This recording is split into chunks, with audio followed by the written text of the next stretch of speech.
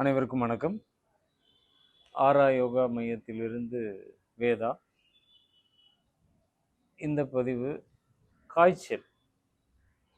காய்ச்சலுக்கு உண்டான வீட்டிலேயே செய்து கொள்ளக்கூடிய செயல்முறை பற்றியான ஒரு விளக்கம் தான். அதாவது ஆங்கிலத்தில் உங்களுக்கு புரிகிற மாதிரி சொல்லணும்னா, high fever for home remedy அப்படின்னு சொல்லுது. அதாவது இந்த காய்ச்சல் அப்படின்ற வார்த்தை, ஜுரம், காய்ச்சல், பாடி டெம்பரேச்சர், இப்படிலாம் வகை வகையாக சொல்லிக்கிறோம். அதாவது இந்த காய்ச்சல் என்பது இந்த மனித உடல் இருக்கு இல்லையா, இந்த மனித உடல் தன்னைத்தானே சீர்படுத்தி கொள்ளக்கூடிய ஒரு அருமையான ஒரு அற்புதமான விஷயம்தான் காய்ச்சல். இது நோய் இல்லை, தன்னைத்தானே ரீசெட் பண்ணிக்கிறது. உங்களுக்கு ஆங்கிலத்தில் சொன்னால் புரியும், ரீசெட் பண்ணுறது. இப்போ நீங்கள் எல்லாம் பயன்படுத்துகிற கருவி எல்லாத்துலேயும் அது சரியாக செயல்படலைன்னா கடைசியில் அந்த சின்னதாக ஒரு பட்டன் இருக்குல்ல, அதை போய் நீங்கள் அதை கிளிக் பண்ணணும், ரீசெட் பண்ணி திருப்பியும் அது சரியாக செயல்படும். அதுபோல் நம்ம உடல் தன்னைத்தானே ரீசெட் பண்ணிக்கிறது, சீர்படுத்தி ஒரு அழகான ஒரு நிலைக்கு கொண்டு வர்றது தான் காய்ச்சல். இந்த காய்ச்சல் என்பது உடம்புல அதிக வெப்பத்தை வெளிப்படுத்துது இல்லையா. அப்போ ஒரு வெப்ப ஆற்றல் உடம்புல இருந்து வெளிப்படுது அப்படின்னா உள்ள ஒரு பெரிய செயல்பாடு உள்ள நடந்துட்டு இருக்குன்னு அர்த்தம். இப்போ பெண்கள் மாதவிடாய் காலங்களில் அவங்க உடல் அதிகமாக வெப்பமடையுது. ஏன்? சாதாரணமாக இந்த நாட்களை விட மாதவிடாய் நாட்களில் வெப்பம் அதிகமாகுது. அப்போ என்ன, உள்ள ஒரு பெரிய செயல்பாடு நடந்துருக்கு, ஒரு பெரிய ப்ராசஸ் நடந்து அங்கே தேக்கமடைந்த பயன்படுத்தாத கருமுட்டைகளை வெளியேற்றுற வேலையை அந்த உடல் செய்யுது பெண்களுக்கு. அதை அனுமதிக்கணும். அதை பற்றியான பதிவுகள் நம்ம கொடுத்துருக்கோம். அதே போல தான் உங்கள் உடலில் தேக்கங்கள் அதிகமாகும் போது இதை வெளியேற்றக்கூடிய ஒரு அருமையான செயல்முறை, எல்லாத்தையும் எரித்து சீர்நிலைப்படுத்தி கடைசியாக கழிவுகளை வெளியேற்றி முடிக்கும். நீங்கள் காய்ச்சல் வரும்போது பாருங்கள், உடம்புல முதல்ல காய்ச்சல் வர ஆரம்பித்த உடனே உடல் வெப்பமடையும். அதன் பிறகு வாய் கசப்பு வரும். கசப்பு வந்து தண்ணி கூட கேட்காது, உடம்பு தண்ணி கூட முழுங்க உங்கள் உடல் கேட்காது, அது விருப்பமே வராது. அதன் பிறகு உடம்புல வலி ஏற்படுத்தும், உங்களை கண்ணை மூடி படுக்க சொல்லும், ஓய்வெடுக்க சொல்லும். இதெல்லாம் உங்கள் உடலே உங்களுக்கு சொல்லக்கூடிய அழகான மொழி. இந்த வாய் கசப்பு ஏன் நமக்கு உடல் அதை கொடுக்குதுன்னா, அந்த உள்ளே இருக்க தேக்கமடைந்ததை நான் சுத்தம் பண்ணிட்டு இருக்கேன், நீ திரும்பவும் எதையும் உள்ளே போடாத அப்படின்ற ஒரு அறிகுறி தான் இந்த வாய் கசப்பு. தண்ணியை கூட உள்ள அனுமதிக்காது. ஆனால் நீங்கள் என்ன பண்ணுறீங்க, வாய் கசப்பாக இருக்குன்னு அதை புரிஞ்சிக்காம அந்த நேரத்தில் பிரெட்டு, பால், செரிமானமே ஆகாத உணவு, அதெல்லாம் காய்ச்சல் வரும்போது என்ன பண்ணும், சாப்பிடாம பட்னி இருக்கணும். அதுதான் சரி. அதான் உடலே சொல்லுது இல்லை, எதையும் உள்ளே போடாதுன்னு தான் வாயில் கசப்பு கொடுக்குது. தண்ணியை கூட நீ குடிக்காத அப்படின்னு சொல்லுது. இப்போ அதிகமாக உடல் சூடடையும் போது நம்ம உடலில் உள்ள நீர் குறையும், நீர் குறைஞ்சி போகும், நீரோடைய சீர்நிலை இருக்கு இல்லையா, அது குறையும். அதனால் அப்போ என்ன பண்ணணும் அப்படின்னா, இந்த சாத்துக்குடி ஜூஸ் இதை பிழிஞ்சு கொஞ்சம் நீர் கலந்துக்கலாம், அதில் இனிப்பு சேர்க்கக்கூடாது, இதை எடுக்கணும். அப்புறம் இந்த அன்னாச்சி பழம், பைனாப்பிள் சொல்லணும், அந்த ஜூஸ் 2 மணி நேரத்துக்கு ஒரு முறை, இல்லை 1 மணி நேரத்துக்கு உங்களுக்கு தேவைப்படும் போது ஒரு ஸ்பூனில், ஒரு டம்ளரில் வச்சு ஸ்பூனில் எடுத்து குடிக்கணும். இப்படி தான் அந்த எச்சில் கலந்து உள்ளே போகணும். இது விட்டமின் சி. முதல்ல அந்த சோர்வை உடனே அதுலேருந்து நம்ம கொண்டு வரும். 2 மணி நேரத்துக்கு ஒரு தடவை சாத்துக்குடி ஜூஸ், 2 மணி நேரத்துக்கு ஒரு தடவை சாத்துக்குடி, பைனாப்பிள், இளநீ கூட குடிக்கலாம். முதல்ல இளநீ குடிக்கக்கூடாது, அடுத்தடுத்து வர்றதுல இடையில குடிக்கலாம். முதல் நாள் இது மட்டும்தான். தேவைப்பட்டா உங்கள் உடல் அனுமதித்தால் இதை எடுங்க, இல்லை சும்மா படுங்க, சும்மா படுத்து ஓய்வெடுங்க. அந்த நேரம் பெட்டில் போய் படுக்கக்கூடாது. பெட்டில் படுத்திங்கன்னா சூடு, ஃபேன் போடக்கூடாது, தரையில் பாய் விரித்து ஒரு பெட்ஷீட் விரித்து தலைகாணி வச்சு படுக்கணும். ஜன்னல் கதவுலாம் திறந்து வச்சு படுக்கணும். உடலை உள்ளார உணரணும்.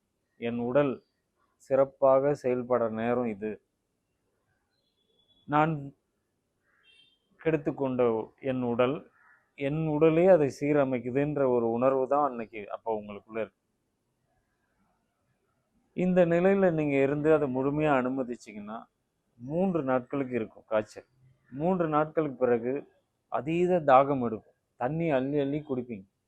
அந்த தண்ணி குடிக்கும் போது அதை ஜீரக தண்ணியாக வச்சு குடிங்க. ஒரு 3 லிட்டர் தண்ணியோ 5 லிட்டர் தண்ணியோ உங்களுக்கு தேவைப்படுற அளவுக்கு பாத்திரத்தில் வச்சு நல்லா கொதிக்கணும். கொதித்த பிறகு இறக்கிடணும். இறக்கிட்டு 1/4 ஸ்பூன் ஜீரகம் இவ்வளோதான் போடணும். 1/4 ஸ்பூன் தான். ஜீரகத்தை போட்டு கொதிக்க வைக்கக்கூடாது. தண்ணி கொதித்து இறக்கிட்டு 1/4 ஸ்பூன் ஜீரகம் போட்டு மூடிடணும். தானாக ஆறணும். அதை ஃபேன் கீழே ஆற வைக்கக்கூடாது. தானாக ஆறின பிறகு இந்த தண்ணியை நாள் முழுவதும் தேவைப்படும் போதெல்லாம் இந்த தண்ணியை குடிங்க. இது ஒரு உடலுக்கு செய்கிற உதவி. அகம் சீரகம் சொல்கிறோம் இல்லையா, நம்மளுடைய அகத்தை சீர்நிலைப்படுத்துறது தான் சீரகம். இந்த ஜீரக தண்ணியை ஒரு 5 நாட்கள் வரைக்கும் குடிக்கலாம். இந்த 3 நாட்கள், முதல் நாள் இந்த சாத்துக்குடி, பைனாப்பிள், இளநீ இப்படி எடுத்துக்கலாம். 6 மணிக்கு மேலே அதுவும் கிடையாது. 6 மணிக்கு மேலே எதுவுமே சாப்பிடக்கூடாது. சும்மா படுத்துக்கு. 2ஆம் நாள் இதே தான். 1 டம்ளர் சாத்துக்குடி, 1 டம்ளர் அன்னாசி பழம். அதாவது இடைவெளி வேணும். உங்களுக்கு தேவைப்படும் போது தான் இளநீ இப்படி எடுக்கும். 3ஆம் நாள் அதே போல் குறைய ஆரம்பிச்சிடும். காய்ச்சல் குறைய ஆரம்பிச்சிடும். தண்ணி உடல் கேட்க ஆரம்பிச்சிடும். 3 நாட்களுக்கு பிறகு கழிவு வெளியேறும். லூஸ் மோஷன் ஆகும். வயிற்றால போகும். அதையும் அனுமதிக்கணும். ஐயோ லூஸ் மோஷன் போதேன்னு மாத்திரையை போட்டு நிப்பாட்டக்கூடாது. அது உள்ளே எல்லாம் சுத்தம் பண்ணிருச்சு. சுத்தம் பண்ண பிறகு அது வெளியில் போகணும்ல. மலம் வழியாக தான் வெளியேறும். அப்போது நீங்கள் அதை முழுமையாக அனுமதிக்கணும். அனுமதிச்சிங்கன்னா கழிவு முழுமையாக வெளியேறி ஒரு சோர்வுலேருந்து மெதுவாக தான் மாறும். ஏன்னா இயற்கையாக நடக்கிறது. இன்ஸ்டண்ட்டாக அப்படி ஏதோ ஒன்று மாத்திரையை போட்டோம், ஜுரம் விட்டுருச்சு, ஒரு இன்ஜெக்ஷன் போட்டோம், சரியாக போச்சுன்னா அதுக்கு விளைவு பின்னாடி இருக்குது. அதுதான் உங்களுக்கு முடக்குவாதமாகவே மாறும். இப்படி அதை தடுத்தீங்கன்னா, அனுமதிச்சிங்கன்னா அதன் பிறகு உங்களுடைய உடல் இயக்கம் அவ்வளோ சிறப்பாக இருக்கும். இது மாதிரி 3 நாட்கள் வெறும் இந்த சாத்துக்குடி, பைனாப்பிள், தேவைப்பட்ட இளநீ. அந்த 3ஆவது நாள் சொன்னதில் மதியம் வரை காலையிலேருந்து அந்த ஜூஸ்களை எடுக்கலாம். மதியம் 200 கிராம் வெள்ளரிக்காய் அந்த ரவுண்டாக தோல் சீவிட்டு கட் பண்ணிவிட்டு, அதன் பிறகு 200 கிராம் நல்ல நாட்டு தக்காளி கிடச்சிதுன்னா நாட்டு தக்காளி, இல்லைன்னா இந்த தக்காளியை தொடவே கூடாது, கையில் கூட தொடக்கூடாது. இல்லைன்னா கேரட் கம்மியாக. இது ரெண்டையும் இது பண்ணி அதில் மிளகும் பெப்பரும் போட்டு சேலடாக சாப்பிடுங்க. மதிய உணவு. இரவு உணவாக ரசம் சாதம். 3ஆம் நாள். காய்ச்சலுக்கு 3 நாட்கள். அது சின்ன பிள்ளையாக இருந்தாலும் சரி, பெரியவங்களாக இருந்தாலும் சரி. இரவு நல்லா ரசம் சாதம், அந்த மிளகுலாம் போட்டு நம்ம இதில் வைக்கக்கூடிய ரசம், உங்கள் எல்லாருக்கும் செயல்முறை தெரியும். அந்த ரசம் வச்சு, ரசம் நல்லா கஞ்சியாக சாதத்தை பிசைஞ்சு அதில் ரசம் ஊற்றி சாப்பிடும். அடுத்த நாள் 4ஆம் நாள்லாம் அரிசி கஞ்சி. காலையில் கஞ்சி, மதியம் மிதமான உணவு. ஏன்னா இந்த உடல் சோர்வுலேருந்து வெளியில் வந்து இயல்பு நிலைக்கு திரும்புகிற வரைக்கும் ரொம்ப செரிமானம் மிகுதியான உள்ள பொருட்களை எடுக்கக்கூடாது. பருப்புலாம் அதிகமாக சேர்க்காமல், எண்ணெய் பொருட்களை சாப்பிடாம ஒரு வாரத்திற்கு இந்த மாதிரி கொண்டு வந்து அப்புறம் நீங்கள் மெதுவாக இயல்பு நிலைக்கு திரும்பணும். இது உங்களை நீங்களே சீரமைக்கும். இந்த காய்ச்சல் என்பது ஒன்றே ஒன்று தான். காய்ச்சல்னா அது ஒன்றே ஒன்று தான். இங்கு பல வகையான காய்ச்சல்களும் இங்கே பரிசாற்றப்படுது. அப்படிலாம் இல்லை. இது பெருநிறுவனங்களுடைய தந்திரம். இந்த காய்ச்சலுக்கு ரெமடியை சொல்கிறதுக்கு நான் மருத்துவனாக இருக்கணும்னு அவசியம் இல்லை. நான் மருத்துவன் இல்லை. உடலை பற்றியான ஒரு புரிதல் உள்ள நபர். இந்த புரிதல் உங்களுக்குள்ளேயும் வரணும். உடலை பற்றியான ஒரு முழுமையாக புரிஞ்சிருக்கிறது இந்த பிறவியே போதாது. ஒரு புரிதல். அந்த புரிதல் உள்ள ஒரு மனிதர் சக மனிதர்களுக்கு இதை வழங்கலாம் என்ற அடிப்படையில் தான் நான் இதை உங்களுக்கு பகிர்றேன். நீங்களும் உங்கள் உடலை புரிந்து கொள்ளுங்கள். புரிதல் என்பது, அறிதல் என்பது இங்கே நிறைய நமக்கு குப்பையாக வந்து குவி. நிறைய உங்களுக்கு வாட்ஸ்அப்லையும் ஃபேஸ்புக்லையும் எக்கச்சக்கமாக வரும். இதையெல்லாம் தாண்டி அது அறிதல். அறிதல் என்பதே ஒரு நோய். அதில் நிறைய ஆட்படக்கூடாது. புரிதல் என்பது நமது உயிரே நமக்கு நமக்குள் உள்ளுணர்வு சொல்லும், இதை செய், இதை செய்யாதேன்னு. அதை மட்டும்தான் கேட்கணும். இந்த புரிதலோடு உங்கள் உடலை முழுமையாக நீங்கள் புரிந்து கொண்டால் எதற்குமே நீங்கள் அஞ்ச மாட்டீங்க. காய்ச்சல் என்பது ஒன்றே ஒன்றுதான். அதற்கு வகை வகையாக பேர்கள் வைக்கப்பட்டு மருந்து மாத்திரைகள் மருத்துவங்கள் பார்க்கப்படுது. முதல்ல பயப்படாதீங்க. வீட்டில் உள்ள சின்ன பிள்ளைங்களுக்கு உடம்பு சரியில்லை, காய்ச்சல்னா உடனே மருத்துவத்தை தூக்கிட்டு ஓடாதீங்க. இன்னைக்கு தெருவுக்கு தெரு 10-15 குழந்தை நல மருத்துவர்கள் கடை விரித்து வச்சுருக்காங்க. அவ்வளோலாம் தேவையில்லை. ஒவ்வொரு உயிருமே, படைக்கப்பட்ட ஒவ்வொரு உயிருமே தன்னோட குட்டிகளுக்கு ஏதாவது உடல்நிலை சரியில்லைன்னா அவங்களே சரி பண்ணுது இல்லை. இந்த 6 அறிவு உள்ள மனிதர்களுக்கு தெரியாதா? ஆனால் ஒரு வீட்டில் உள்ள ஒரு தாய் தன் குழந்தைக்கு உடல்நிலை சரியில்லை என்றால் அந்த தாய்க்கு தெரியும், உள்ளுணர்வு சொல்லும், உணர்த்தும். மருத்துவர்கிட்ட போகாமல் சரி செய்து கொள்ளக்கூடிய நிலையில் அவங்க பொறுமையாக இருப்பாங்க. ஆனால் வீட்டில் அவர்களுக்கு வசைப்பாடுகள் வழங்கப்படும். குழந்தைக்கு உடம்பு சரியில்லை, டாக்டர்கிட்ட கூட்டு போலையா, நீலாம் என்ன பொம்பளை, இப்படிலாம் பேச்சு வரும். அதுக்கெல்லாம் ஆட்படாமல் என் பிள்ளைக்கு மருத்துவம் தேவையில்லை, தானே சரியாகும், நான் பார்த்துக்கிறேன் என்ற திமிர் உங்கள்கிட்ட கண்டிப்பாக இருக்கணும். அதுக்காண்டி அவங்கள எதுக்கணும்னு சொல்லலை, அவங்களுக்கும் புரிய வச்சுப்பாங்க. எல்லாத்துக்கும் எடுத்துகிட்டு ஓடாதீங்க. அங்கே வழங்கப்படுகிற மாத்திரைகளும் அந்த சிறப்புகளும் சளிகள் தேக்கமடைஞ்சு பின்னால் அது ஆஸ்மா வீசிங்காக மாறுது பிள்ளைகள்.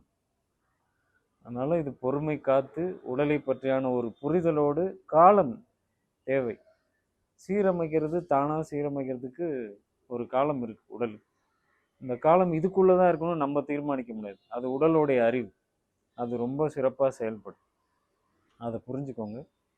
இந்த செயல்முறை 3 நாள் செயல்படாது. முதல் நாள் சாத்துக்குடி, அன்னாசி பழம், தேவைப்பட்டால் இளநீ, இது மட்டும்தான். 6 மணிக்கு பிறகு அதுவும் இருக்கக்கூடாது. 6 மணிக்கு மேலே ஏதாவது பசிக்காது, கண்டிப்பாக பசி இருக்காது. ஜீரக தண்ணி தான். இடையில தேவைப்பட்டாலும் ஜீரக தண்ணி எடுக்கலாம். 2ஆம் நாளும் இதே செயல்முறை தான். 3ஆம் நாள் காலையில் சாத்துக்குடி, அன்னாசி பழம், அதன் பிறகு மதியம் 200 கிராம் வெள்ளரிக்காய், 200 கிராம் நாட்டு தக்காளி, அப்படி இல்லை கிடைக்கல அப்படின்னா கேரட்டை குறைச்சிக்கோங்க, அதை மெதுவாக சாப்பிடுங்க. இரவு உணவாக ரசம், நல்ல ரசம் வச்சு சாதத்தை நல்லா பிசைஞ்சு கூழாக அப்படி வச்சு குடிங்க. மறுநாள்லேருந்து அரிசி கஞ்சி, மதியமும் தேவைப்பட்டால் கஞ்சியாக எடுத்துக்கலாம்.